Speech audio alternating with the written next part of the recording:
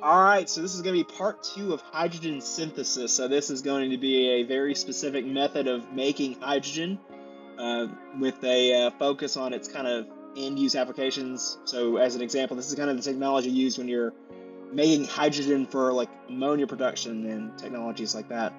Um, Take it away, Mo. Thanks, Brandon. So today, as Brandon mentioned, this is going to be like day part two of the hydrogen synthesis, and we are going to be stressing one of the most famous processes, and pretty much like almost represent 80+% of the hydrogen production manufacturing processes worldwide nowadays. And it's the steam reforming, and specifically steam methane reforming, which uses the natural gas along with steam to be making hydrogen and eventually carbon dioxide. There is also like other types we are not gonna be like stressing them much, is the naphtha reforming, which is super similar to the steam methane reforming, but it's instead of methane, it's the higher alkane hydrocarbons like propane and all the way to hexanes and heptanes. But like as we stressed in part one, it's not as as common, because these feedstocks tend to be like having more how can I say it? More value to be used. They're more valuable for something else than say methane. Yeah.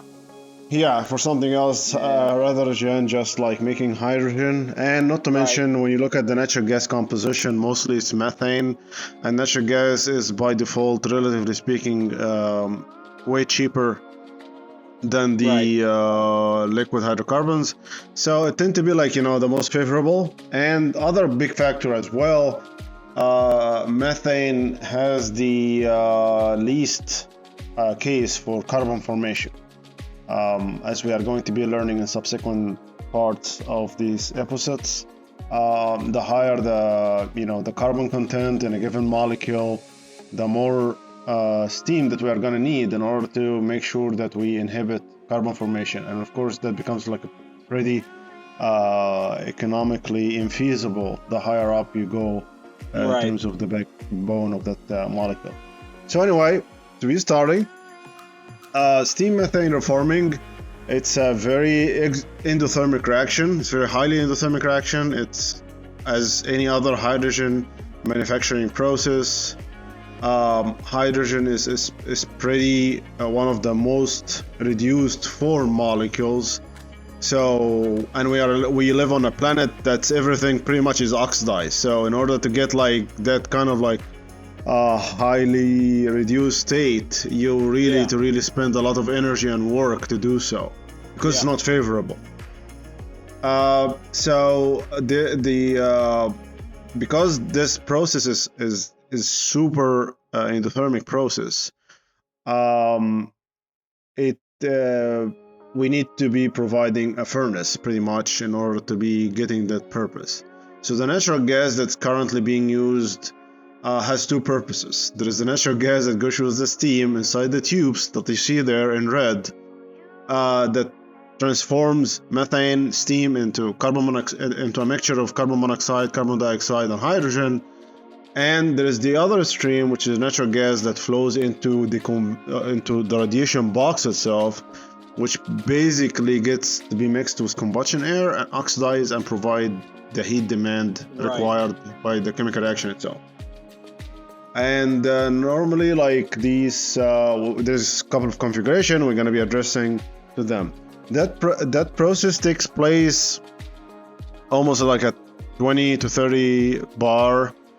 Sorry for the English units. And pretty much the primary reformer exit temperature is around somewhere between 800 to 850 C. In Fahrenheit, we are talking about like somewhere around 1400 F. If that, like, for our colleagues. Yeah, that is hot. Yeah, it's pretty hot, yeah. And that's what we're gonna be like learning in this episode for sure about like how that process looks like, what different catalysts, what different reactors that we have in this process. And it's gonna be like just a simple process description for the steam methane reform.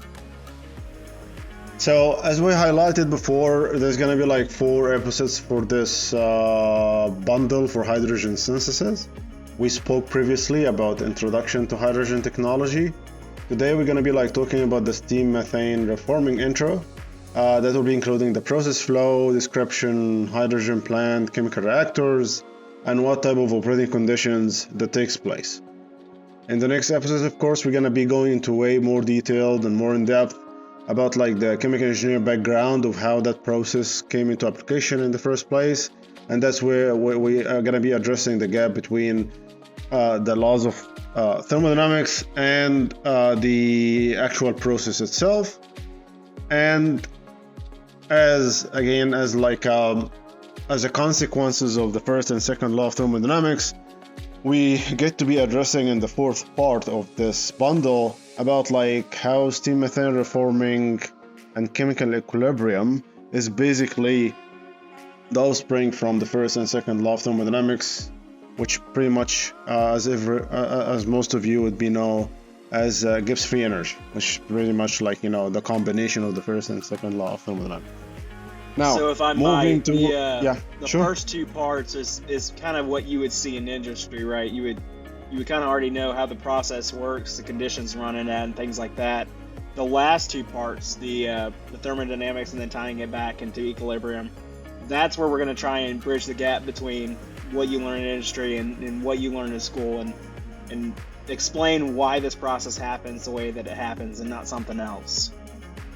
Absolutely, that's exactly true, Brandon. That's exactly because otherwise you know the process and you know it works, but you don't really know why it works or how to. Because we talk about it all the time. Like, how do you actually optimize something if you don't know what the optimization function is? You can improve, but you can't optimize unless you know what you're optimizing to. Absolutely. So definitely, like, it's a very good point, Brandon. It's like the most critical part out of this. It's the goal today is to be defining the process, what components we have in this process, and what's the overall picture, what we're trying to do. So that will, as we move forward, we are getting more granular without actually missing the overall picture, because like we don't want to be like analyzing a pump or a specific reactor, and we are trying somehow to optimize or maximize something within a given process unit without actually looking into the overall picture. So that's pretty much the approach overall. So without further notice, now we can be like moving to the process description itself. So the steam methane reforming has like 3 partitions, 3 main blocks in the whole hydrogen plant. There is the first stage purification processes. There is the core hydrogen production, which is basically turning the feedstock into our main product. And then there is another second stage purification processes.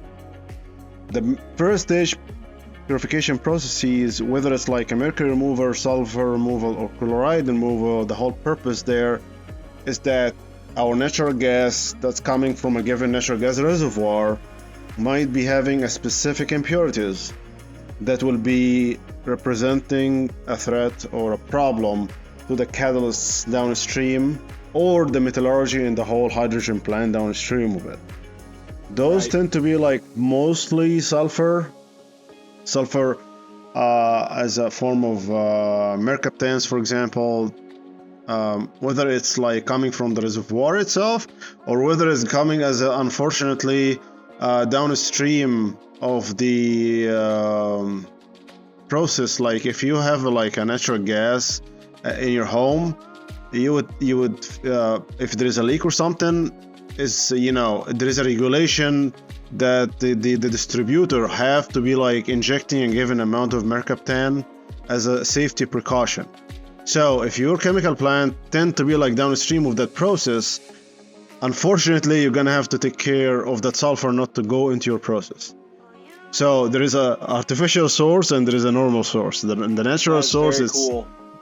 yeah, there is sulfur compounds that can be coming just like from that's coming like naturally with a natural gas from a natural gas reservoir.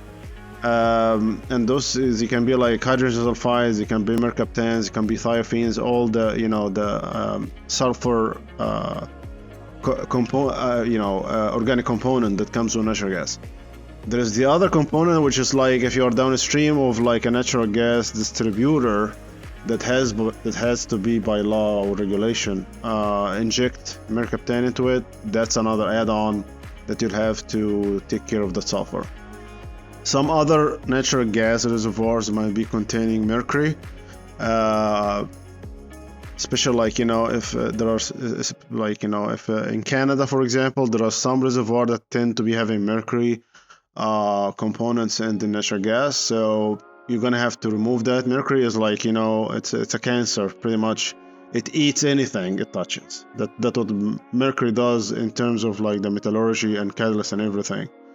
Chloride, the same approach as well, but like I have dealt with mercury removal before, and sulfur removal is probably the most abundant kind of processes that you're gonna find in any typical hydrogen plant.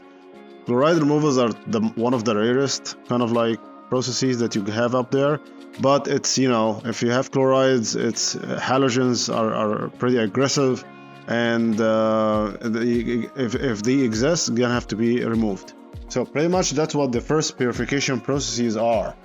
They are just like the safeguard for the hydrogen plant against catalyst temporary or permanent poisonous, or as well the metallurgy protection for your metallurgy, because these things tend to be very corrosive. The hydrogen production Oh, my bad, buddy. Sorry? What does that purification look like? Like, how do you act like mercury? How do you? It will be the for mercury, it can be like a typical adsorbent bed, and pretty much like it catches. When it comes to sulfur removal, it will be and it's a very good question. The sulfur removal is going to be dependent on the content of natural gas. If you are talking about like 10 ppm of sulfur, that can simply be worked out by the process that we're just going to be highlighting in the upcoming slide, and it's the absorption kind of thing.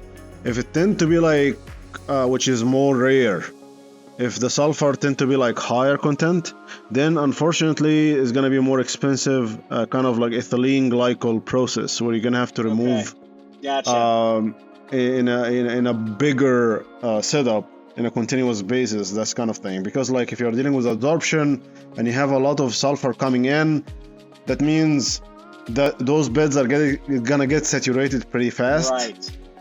And typical hydrogen plant, that's a steady state plant. You want it to be running across around the clock. If something in the process tend to be like having this kind of like you have to replace and everything, the hydrogen plant is gonna end up like working semi steady state, and that's not gonna be economically feasible at all. Gotcha. Now for the hydrogen production, or the kitchen itself, that has two main components, and that hydrogen production piece, you will find it whether it's it's in a different just like a small catch up about that is that hydrogen part is going to be part of whether you have a methanol plant or ammonia plant or just a standalone hydrogen plant. The hydrogen production is going to be there in the front, so that's pretty much going to be there. There's gonna be like some small tweaks in a couple of things, but like pretty much you're gonna find the steam reforming section and you're gonna find the CO conversion section. The steam reforming, as we highlighted in the first slide, it's the primary reformer. It's a big gigantic furnace with tubes where the process and chemical reaction takes place in the tubes itself, and the heat is supplied in the radiation zone, or basically the box itself. The CO conversion is a consequences of the steam reforming. So it's not like you can do steam reforming or CO conversion. Steam reforming produces carbon monoxide, carbon dioxide, and hydrogen. CO conversion is basically takes the carbon monoxide that comes out as a side product from the primary reformer and turn it all the way to carbon dioxide and more hydrogen. So pretty much that's what the hydrogen plant is doing. Eventually it's making only carbon dioxide and hydrogen as end product. There is no carbon monoxide. Carbon monoxide is just an intermediate product that will be utilized to be making more hydrogen and turned into CO2. The last piece, which is the second stage purification processes. This is the CO2 removal unit when it comes to the hydrogen plant. And it's pretty much as the name implies, you are removing the carbon dioxide because in the front you have natural gas and you have steam coming in, and in the back end you have like water, carbon dioxide and hydrogen. Water is simple to remove because all you need to do is just like cool the stream down. Carbon dioxide and water, carbon dioxide and hydrogen are never gonna condense, with water itself. So water is the easiest thing that's gonna come out. Then it will come down to CO2. CO2 removal can either be a pressure swing adsorption if the hydrogen plant is small enough, or it's going to end up being some type of like either amine solution, like activated MDA, or in an older kind of facilities, or some facilities in the Middle East, for example, they can be using potassium carbonate, which is, again, it has its own benefits, good pros and cons in each of them. But like, the two most famous continuous processes for carbon dioxide to be removed by absorption is amine solutions and potassium carbonate solutions. If the plant is small enough, unfortunately, when you have a small plants, you can't justify the capital cost associated with the CO2 removal unit using like amine solutions, because at the end of the day, it's removing CO2. It's a treatment unit. It's not like doing anything beyond that. So capital cost becomes like becomes a big deal when you're dealing with a process that doesn't exactly add a lot of value. Right. So that's where like the small hydrogen plant utilize the pressure swing adsorption. The difference between both of them, PSA are way cheaper than the amines, the absorption based kind of CO2 removal. But the problem is when you have an amine solution or potassium carbonate solution, it's a continuous process, and on top of this, they are highly selective for carbon dioxide. So everything is going to pass except the carbon dioxide. So you're getting almost your hydrogen 100%, almost, it's not exact 100%, but you're almost getting all your hydrogen and nothing of the CO2. When you're using pressure swing adsorption, yes, it's cheaper, but unfortunately it's a transition process, because pressure swing absorption, you have saturation, you have the depressurization to let go of the carbon dioxide, and you start over the cycle again, and heating and cooling. There's so many cycles associated with that. The second part is you're gonna have to sacrifice part of your hydrogen. Your recovery rate of hydrogen is not high. It's not there is going to be always hydrogen losses going with the CO2. You will have the high purity hydrogen product, but it's not going to be 100% of your hydrogen that you made in the reforming. So that means the front end of your plant will have to get bigger in order to account for that efficiency issue. That's a really good point to make. Yeah. So that's always like something to be always considering when we are always trying to be balancing the capital costs and the operating costs associated with it. So yes, capital costs of the pressure swing adsorption are cheaper, but you will have to make the steam reformer bigger. So which one is like, cheaper overall? That's what we're trying to be hinting at. I can't just look at the CO2 removal as a standalone unit without looking at the steam reforming. So to your point, those you two can has say to, it differently, right? Like money is limited, right? That's something that you have to, I don't know, exactly. optimize is the right word, but you got to optimize it relative to what you're going to get out of your process. Mm-hmm. So it's a choice Yeah. between where do you want to spend the money and how much benefit do you get. At some point, you have Mm-hmm. diminishing returns, and it really just doesn't make sense anymore. Absolutely. Yep. So in this case, for example, you're gonna have to look at the size of the steam reformer.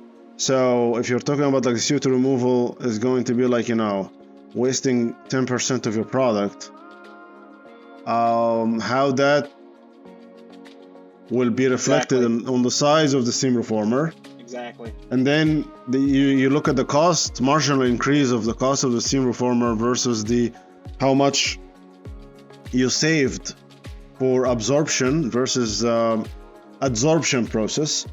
That's how you actually like, get the total cost between them, and you see like the opportunity cost or opportunity lost in both cases.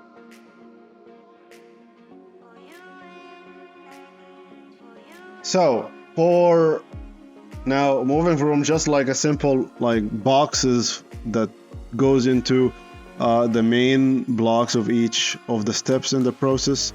Now we can look at like a way more of like a block diagram, more detailed block diagram kind of version. So as you can see here in that block diagram, normally you have your natural gas coming in the front. There is a pre-treatment as we spoke earlier, and that pre-treatment can be one of the three or a combination of those three, and then it either goes to something called the pre-reformer,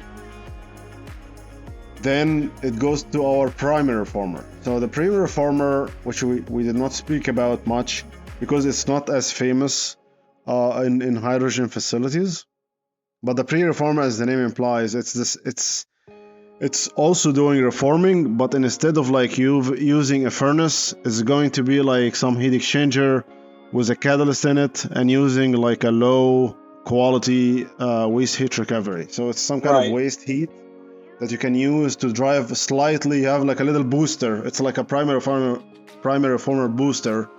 But of course, you're not going to be like having that turnover of hydrogen from that system. It's just like, it's a small knob to just have a boost there. And then your steam, which is your reactant steam, is going to be like mixed here for the pre-reforming, of course, because that's one of your reactants. And some of it is going to be like joining the natural gas going to the main reformer. Now downstream of the reformer, you're going to have like a waste heat recovery, and the reason why the primary reformer reaction conditions is highly endothermic, so the temperatures are way high, and they go against what we have in the waste, like the water gas shift, which is basically slightly exothermic. So you're going from an endothermic process to an exothermic process. The best thing to do is to be having a waste heat recovery, utilize it to be making, for example, steam in this case. And then you adjust it to go to the CO conversion. So the first layer, which basically it has to be done, number one, what my reactors need. And then once I know what my reactors need, the second layer is basically the waste heat recovery, not the other way around.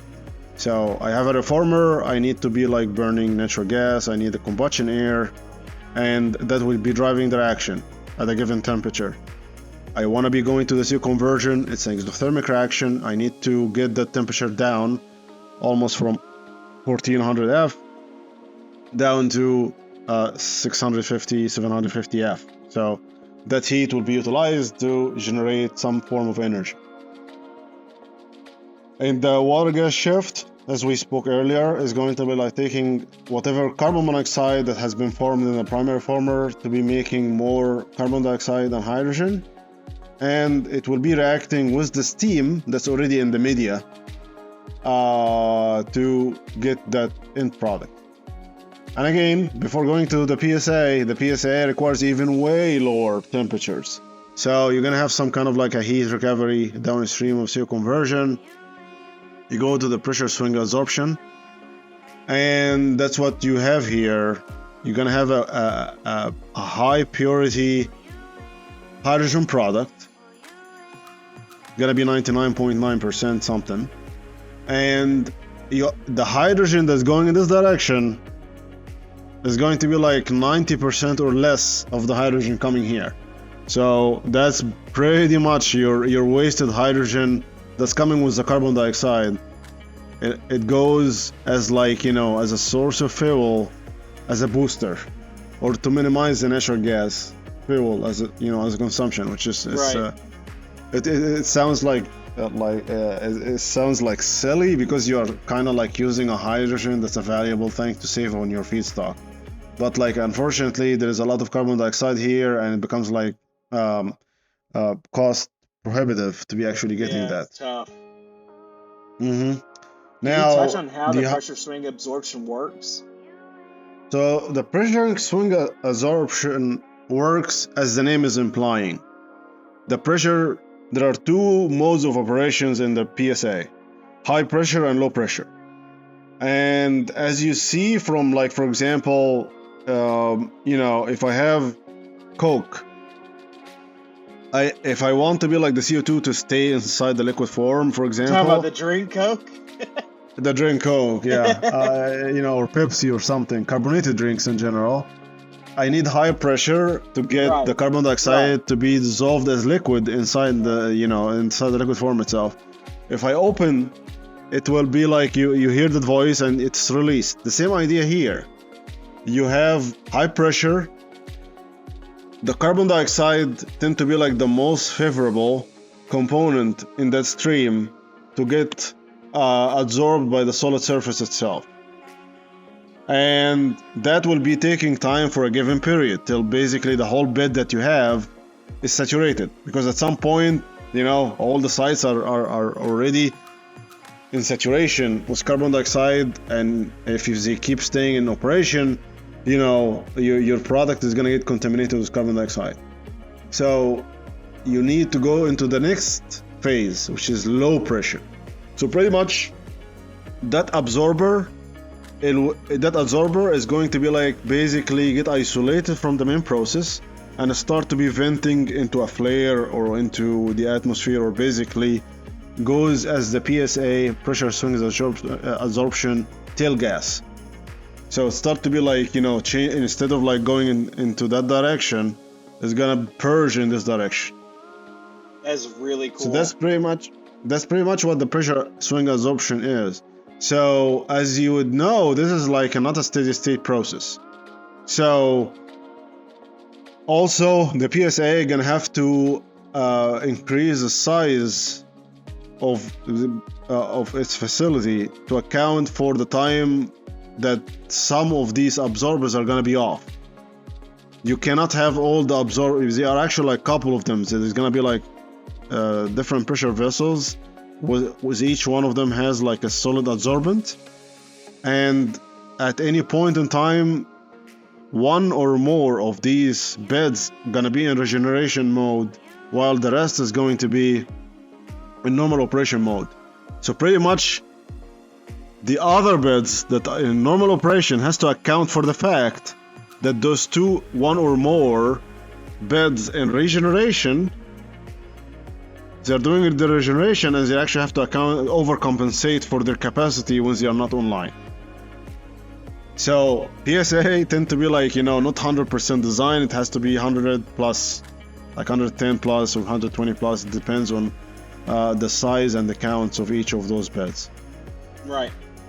Now your pure hydrogen is going to either get exported to the next facility somewhere, or gonna have to need to be compressed. But most likely you're gonna have to compress it beforehand, because the pressure swing absorption is going to be like slightly low to be like, it's not atmospheric or anything, but normally speaking, if you are going to a hydrogen pipeline or something, you're gonna have to have some hydrogen compression station.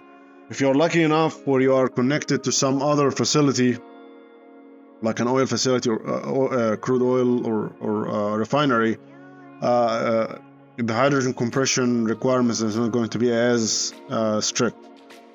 Now you see like there is a stream over here that's a pure hydrogen that's actually going to be sent all the way to the pre-treatment, and this is what we are going to be highlighting in the next slide about like, why am I using hydrogen in our pre-treatment itself for natural gas. So natural gas desulfurization, that's going to be like the most process that we are going to be highlighting today, because it's the most common first stage purification that exists in any front end of a hydrogen facility. And pretty much that's like it can be one vessel or it can be two vessels, but normally speaking there are two distinct pieces of that stage. There is the first piece of that stage, which is the first thing the natural gas and hydrogen meets, and that's pretty much a cobalt molybdenum catalyst. And as the name implies, catalyst is basically is going to be participating in the reaction, and it's not going to be like there is no degradation or basically accumulation of any component of sorts. Right. So that part is cool. That's where, if you have any alkyl sulfide halide, which can be mercaptans, thiophenes, etc., it will react with the hydrogen that we were talking about earlier, the recycled hydrogen. That's what that hydrogen is being used for. It's going to basically turn your sulfur hydrocarbon into just simple alkane and hydrogen sulfide. Now the hydrogen sulfide is the thing that will get absorbed, and normally that's the second piece of that vessel. It can be below the cobalt molybdenum catalyst in the same vessel, or it can be in a different vessel by itself. That bed is actually made of zinc oxide, and zinc oxide reacts with hydrogen sulfide to make zinc sulfide and steam. And as you see, zinc is being consumed, because at some point you're gonna be running out of active sites for zinc, because all of them has been already turned over from zinc oxide to zinc sulfide. Right. And that's pretty much why, whenever the sulfur compounds are going above a given limit, this process becomes prohibitive, because you're gonna have to now, you know what I mean? Makes sense. That's Makes why. perfect sense. That's why. Yeah. So normally, when you are below 10 ppm, I have never seen, my personally speaking, that bed has ever been changed. I mean, the sulfur is super low that it's almost like functional throughout the life cycle of the hydrogen plant and stuff. I've never seen it to be changed at all.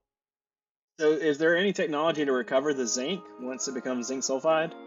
Or is it not even worth it? Normally those adsorbents and catalysts in general, they go to be reclaimed. So vendors are providing these things. Gotcha. They tend to have their own thing to reclaim. But I would be telling one thing, the zinc can be recovered, and the sulfur highly likely is gonna end up being a sulfur, the yellow kind of thing that can be utilized for making sulfuric acid, for example. Gotcha. So sulfur is, yeah. So normally the temperature ranges is somewhere around 300 to 400 Celsius. Just to kick off the reaction itself. So I cannot go to the desulfurization at lower value than 300 C. Otherwise, if you have sulfur, the chemical reaction, the catalyst requirement to initiate that reaction is not going to help.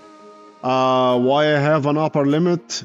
Because so far I have natural gas only coming into that vessel. There is no steam in it. So if I go above 400 Celsius, I'm gonna start forming carbon. You're gonna basically start cracking the natural gas to form carbon. Really that's cool. Another problem. Yeah. So that's why you have a lower and upper bound in this case. The lower bound to initiate the chemical reaction that's desirable in this case, and the upper bound is to be preventing coke formation inside a vessel that wasn't designed for that. Now, the big monster in the whole, that's one of my favorite. Big monster? Yeah, the big elephant in the room. And definitely this is one, if not the most favorable process unit in my whole career, to be honest. The primary former, it's a gigantic piece of equipment, and it's a furnace, just like simply speaking, it's a furnace. So part of it is going to be a radiation zone, some of it is going to be a convection zone, and of course it's not like there's some kind of a switch between both of them. It just depends on the temperature levels.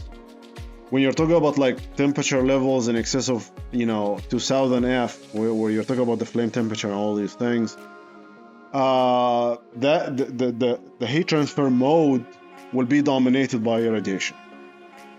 Once the temperature start to be like dipping below like 1500 1000 F, that's when you start to be like dominated by convection. That's why they call it radiation zone and convection zone, is because which mode of heat transfer is going to be dominant, and that tend to be like mostly dominated by the temperature of the flue gases itself.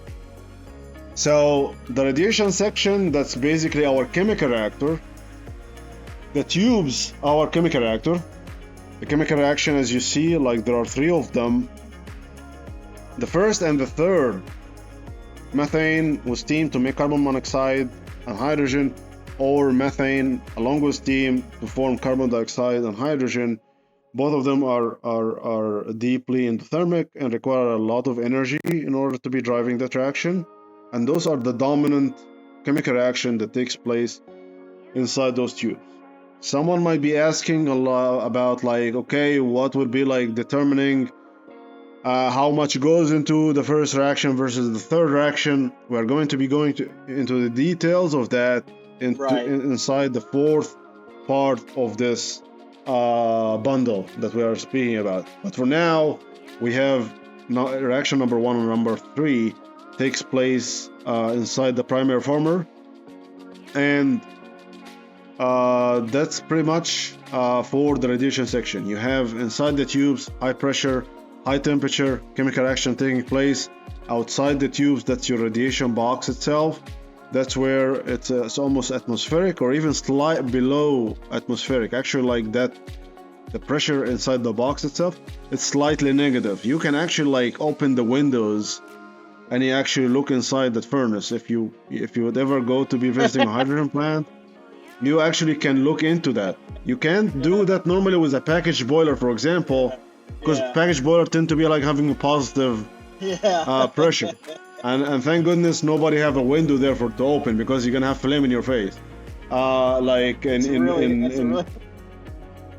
the primary former, you always have like some type of a negative pressure. That's cool. That's really cool. And pretty much like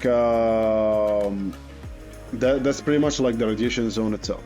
Now the flue gases, you see here, the flue gases over here, those basically transfer lines, or like basically the flue gases have to be distributed uniformly across every single row. They cannot just funnel into the easiest path.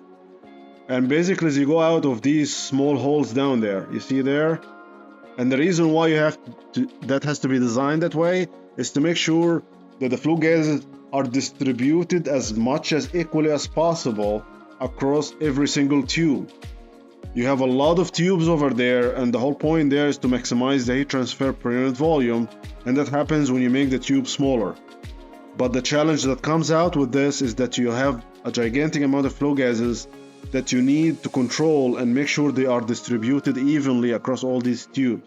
Otherwise, you're going to end up overheating some of the tubes, and other tubes is going to be super relatively colder, and the chemical reaction is not going to take place there.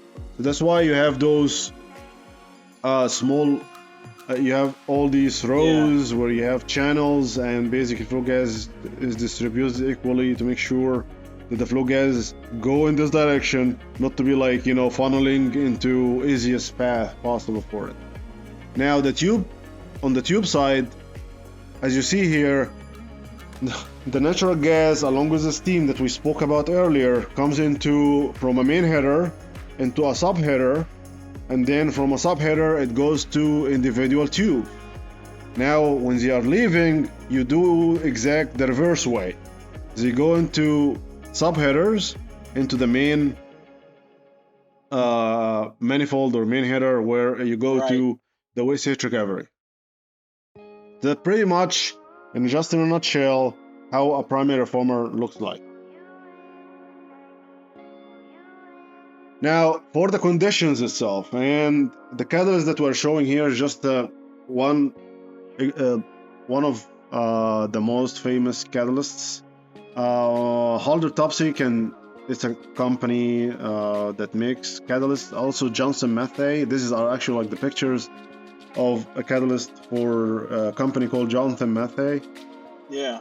And normally, the catalyst looks that way because of two reasons. You need to maximize the surface area, because catalyst is all about, like in our case, you're dealing with a heterogeneous catalysis, and you want to make sure that you stay away from diffusion as much as you can, because that's the problem. The second part, the structure has to look like that because of the pressures and the temperatures that you're dealing with, and the fact the primary reformer can be starting up and cooling down. So there is a lot of heat stresses, and heat stresses, as you would know, would cause a lot of pressures, whether expansion or compression, on your catalyst. So the reason why you have that catalyst with that kind of structure is to maximize the second moment of inertia. You want it to be as hard and tough as possible, doesn't get crushed, and doesn't cause a lot of problems every time you start up or shut down the plant. And of course, during normal operation, it can handle the temperatures and pressures you're dealing with. So the catalyst that we have is nickel, supported on alumina. The steam to copper ratio is normally around 3, but some manufacturers can go all the way to 2.5. Why can't we go lower than that? Because of the carbon formation. We're going to learn later on from equilibrium, anything that whenever you start going below 2.5, Woodward reaction, which is basically carbon formation reaction, start to become more favorable, and we don't want to have solid formation in a steady state process. That's basically the bottom line. The inlet temperatures are somewhere between 530 to 550 Fahrenheit wise. We're talking about like 800 to 900 F or 950 F. The outlet temperatures, like we mentioned earlier, 780 to 860. On average like 1450 F or something. Now that's why I was saying earlier, the biggest menace or the biggest elephant in the room. 87% of the hydrogen produced in the plant comes from the primary form. 87%. And it makes perfect sense. It's turning anything CH4 into hydrogen along with carbon dioxide and carbon monoxide. So yeah, and given the energy intensity and everything. So that's for the conditions of the primary form. Now the CO conversions are way more delicate. They are way, how I can say that, they are slightly exothermic reaction, as you can see there. It's just negative 41 kilojoule per mole. But at the end of the day, it's slightly exothermic, and that's the problem always with the exothermic reactions. Equilibrium would tell you, like, I need to go down in temperature in order to maximize my conversion. But unfortunately, that doesn't go well a lot with kinetics. Kinetics is always exponential function of temperature. Right.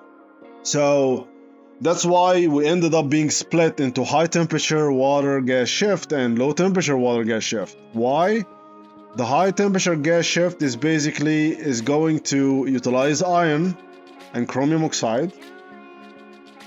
That catalyst tend to be like relatively cheap, and it can handle the higher temperatures. So, but unfortunately, because of the higher temperatures that we have, we can only get the CO at the outlet of the HT nothing below 2% by volume. So, which basically you have the carbon monoxide conversion. You can only get like 72-75% of the CO coming into hydrogen, and that represents 9.5% of your total hydrogen produced in the plant itself. Now, I need to eliminate the CO. I need to get that as low as possible because, there is a potential for making hydrogen, and at the same time, I don't want to have another kind of component that adds on a lot of difficulty in terms of separation downstream. Right. That's where the low temperature shift reactor comes into place. I push the temperature level down, I get the equilibrium CO conversion down, but unfortunately iron can no longer work in these type of conditions to activate the chemical reaction. So that's where copper is being utilized. And in this case, zinc oxide becomes the adsorbent, or basically, how I can say that, the support for the copper. Normally, like the zinc oxide, like in this case, it's a support, and at the same time, there are other facilities, like whether it's methanol or ammonia, for example. That zinc oxide bed tend to be like the last safeguard, just in case if any sulfur component would make it down all the way down here, it would be caught. So it actually like serves like a secondary kind of like a purpose there, right? That's very just clever. In case. So the inlet temperatures, we are talking about 200 to 110. The steam to carbon monoxide ratio is super high now because you have way lower carbon monoxide, and there's a gigantic amount of steam in that media anyway. And the reason why the steam to carbon monoxide is mentioned here, it plays a critical role in the kinetics. The higher the steam to carbon monoxide ratio, the faster the kinetics goes. So that's another knob in that kinetics that just like right. keep it there whenever we are talking about later on. 84%, like by now, 84% of the carbon monoxide that comes into the LT gets converted. The LT almost approaches the chemical equilibrium. That's how active that catalyst is, and actually they always make sure that you have an oversized bed anyway. Like the reactor is not sized to be exactly doing the conversion that you need. It actually comes like as was more bed like size into it. So LT almost like goes to equilibrium, and by at this stage you have nothing remaining residual beyond carbon dioxide, hydrogen, and whatever methane that did not react in the primary former. And that's another key thing to put in perspective. If you have which always happen, if you have a catalyst activity issues, you're gonna have a methane slip, and that's gonna be like causing a productivity issues because it's the one the reactor was specifically designed to give you a given methane slip, and if that end up being like higher than usual, you're gonna end up like having lower hydrogen productivity. So that's like pretty much like the hydrogen synthesis most famous process that we have in the last century and this century for making hydrogen. Hopefully one day we will get to be like getting to the hydrogen fusion technology where like it's almost like it's going to be the ultimate and most energy dense kind of process that surpasses everything else. And I'm a huge fan of it because of like again it's the hydrogen turns into helium, and helium has an insane amount of valuable application that can be utilized out there. But yeah, that's just like a nice. I'm always a huge fan of astronomy and astrophysics and hydrogen, so nothing can actually get that in one picture beside that. So yeah, thank you so much for watching, and I really like do you have any questions, Brandon? I'm just gonna say this, I did not appreciate how complicated this process was. I mean, when you show the picture of the reformer the first go around, I was like, man, that's not that bad. And then you start talking about it and all the different considerations and the things that go into the design and operation, and it's infinitely more complex than I gave it credit. Rightfully so, right? You're trying to make a highly valued chemical that in normal circumstances really doesn't want to be present. So there's a lot of things you have to consider in order to make that process work and to make it economical, right? That's the other challenge. My 2 cents, very well done, right? I found it very informative.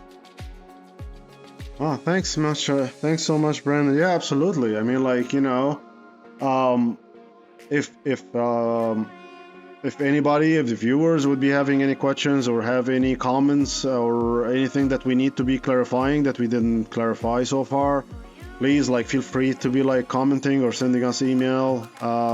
It's all available on the YouTube channel.